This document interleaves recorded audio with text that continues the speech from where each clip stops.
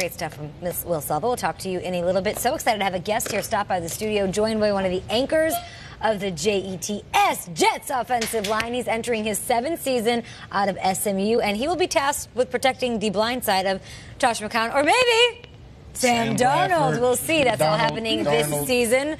I mean, I hope you weren't traded to the Cardinals. Maybe, no. Let's welcome to the breakfast table Jets tackle Kelvin Beachum. Yo!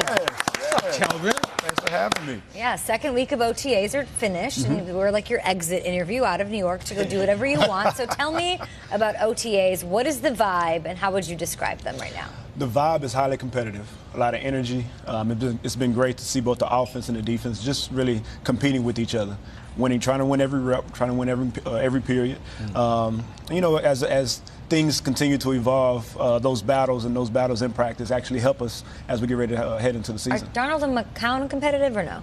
Everybody's competitive. Every position is competition at every position. In this game, you have to have competition at every position to continue for your team to get better and stay on the rise. So it's been great to see competition at every single position. Kelvin, I bet things get competitive down in Mejia, Texas. That's where you're from, Mejia. What's your setup down in Mejia? You still get back? What's it like down there? I still stay with my parents. Yeah? Honestly, a couple years ago. Save that money. Exactly, save that money. Fixer Upper came down and did my parents' house. So what? When I go home, Chip and Joanna did your parents' house? Wait a second. The show itself came in? Yeah, Chip and Joanna. How'd they do? Beautiful, right? Clean Phenomenal. finishes? It's beautiful. It's beautiful. So when I go home, I stay with my parents. I have my own room. Well, my family, so my wife and kids, we have our own room. So when we go home, we stay with my parents. And you guys live on a farm, you said, or something, right? They have about 10 acres of land, have a nice little house on it, so that's where we stay at. Keep it simple. Nice. This is incredible. I mean, Darnold's great. I want to hear about Chip and Joanna. That's amazing. No, but listen, we got to talk off here about that because I love that. Gabe brought up Darnold, brought up McCown. We love McCown here. We're also very intrigued by Darnold. Yep. In OTAs, what's been the dynamic between the two of them, and what are you learning about Sam Darnold? For one, Josh is a phenomenal human being at the end of the day. Just a phenomenal human being. And he's just taken Sam under his wing and just continued to help him. You got a great room of quarterbacks. You got Teddy, you got Josh, you got Sam. So you're just seeing that whole dynamic just play through, and they're all competing. When any of them come in the huddle, they leave with confidence. We go out and play, we go out and perform. And it's great to just see just that camaraderie that's starting to begin there in that quarterback room. I hate to take it from the Jets to your former team, but let's do it. The Pittsburgh Steelers are where you used to play. And they've got all this stuff going on. We talked about at the start of the show. Le'Veon Bell's not in camp. And then, Big Ben missed an OTA and Antonio Brown missed one. You played with Big Ben. You protected Big Ben. When he had those comments about Mason Rudolph and the team draft, what was your reaction to that? Because they did draft Landry Jones when you were there with the Steelers. And do you think Big Ben is going to take the same leadership role that maybe Josh McCown is for Sam Darnold? At the end of the day, Ben is Ben. Ben is a phenomenal player. He's been a phenomenal player for a long time. He's a phenomenal leader, and he thrives in all of this at the end of the day. So know that he's going to, allow whoever to come in to do a phenomenal job. He played with quarterbacks that had already had a stellar record, before he got there. Leftwich and Dixon and all these guys. Had Charlie. I mean, he had a number of guys that were there, so it's not like this is new territory for him. It's just something for media to talk about. And again, OTAs are voluntary. At the end of the day, I know nobody wants to talk about that, but OTAs are voluntary. And at the end of the day, he's going to do what he needs to do to perform when it actually matters. So no big deal? No big deal.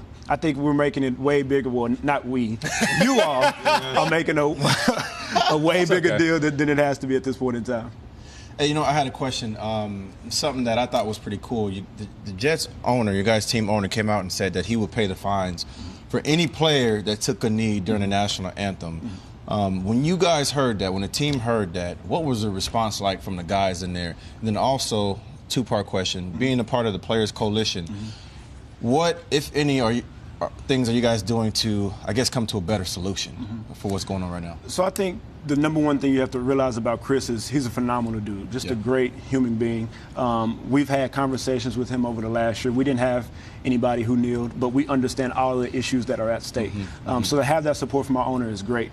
As it pertains to the Players Coalition, at the end of the day, we're talking about the issues. We're working on the issues. And if we continue to work on the issues, none of this other stuff matters. Yeah. If we go in the community and actually do the work, if we go to policymakers, if we go work on the legislation, here in New York, we worked on a couple things: bail reform, discovery, and speedy trial. Yeah. So if we continue to work on the things that are most important, we'll continue to drive the force and drive the change that's actually needed. Yes, sir. We Love appreciate that answer. message and all the work that you're doing with the coalition. And I was looking at, some stuff about you, and I was reading up on things, and you're like Chuck Norris of the NFL. You are literally, Cool. you guys, Texas Ranger? you are the most interesting man in the world. You're like one of those commercials because you're not only an NFL player, you are a United Way hometown hero for your charity work.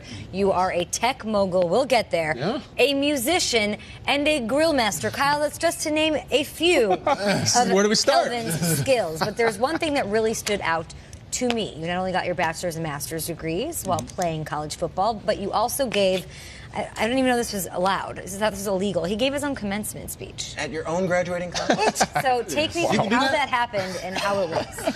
So the thing is, I graduated in 3.5 years. I got my undergrad in economics and sports management. Okay. At that point in time, I applied to come into the league early.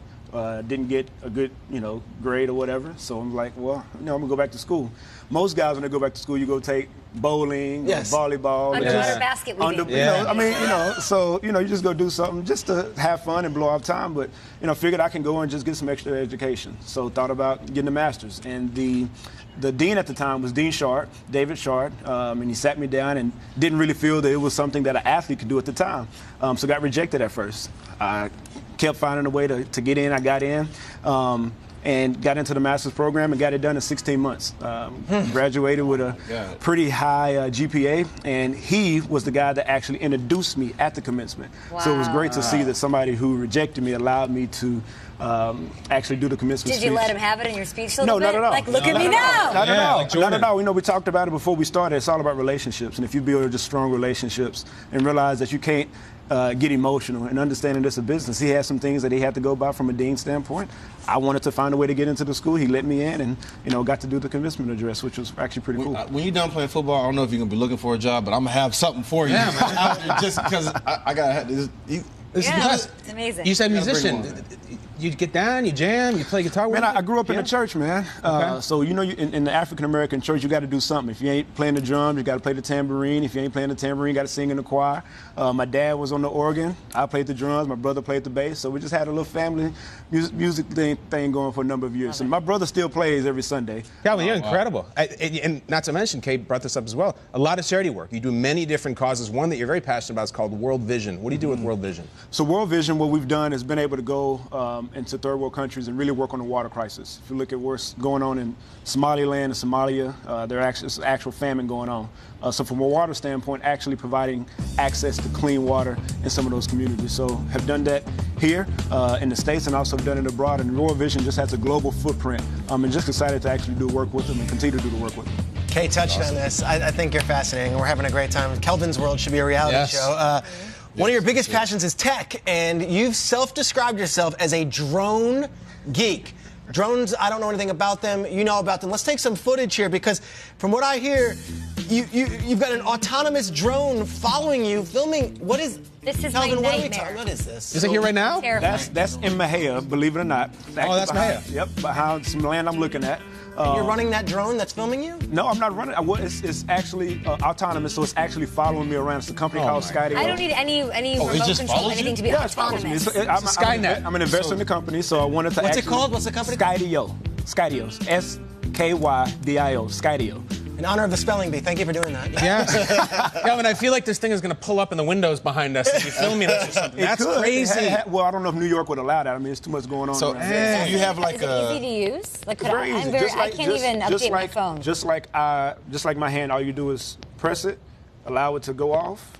and then it just follows you. Guys, Follows you. do we need a Yeah, do we need a GMFB I want to drone? get one. Yeah. You wanna get one? Yes, I do. I need to talk to wanna get Adam one, too. Bry. Okay, was it $20,000? It's not $20,000. Whatever it is, I don't have it. It's a nice price point, but it's not Okay. $20,000. I feel like my we man. should borrow a drone and do some stuff in Times Square. Let's do it. Let's get droned up. I just followed you on IG because I had to. He's too interesting. This is the best. Not to follow.